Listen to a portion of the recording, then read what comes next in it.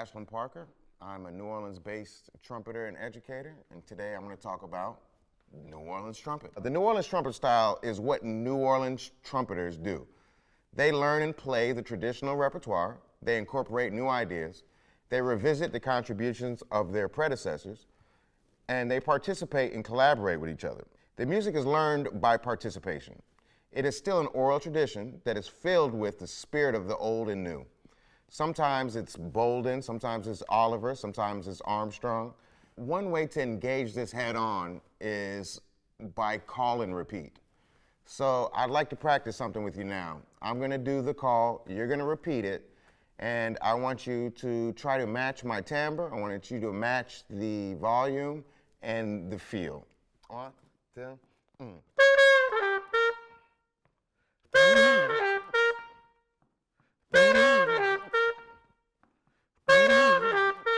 Good, good, good. So what I was hoping not to hear was if I go, right? That wouldn't be the same volume. It wouldn't be the same timbre. It wouldn't be the same feel. You actually are allowed to add something. You don't probably want to do less than I'm doing, but if you want to put your personality in it and your thing, you are more than welcome to do it. I want you to either match it or add something to it, right? And as soon as you start adding something to it, well, that starts to actually go across the threshold of call and response. This one will be a little bit more out of time.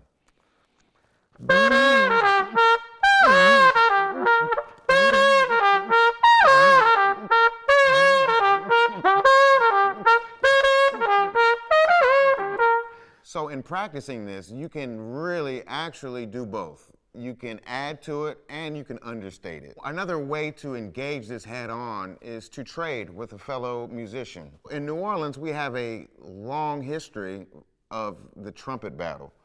And this is where this shows up very clearly. You know, one of the first famous trumpet battles was between King Keppard and King Oliver, and they're fighting for the title of king, right?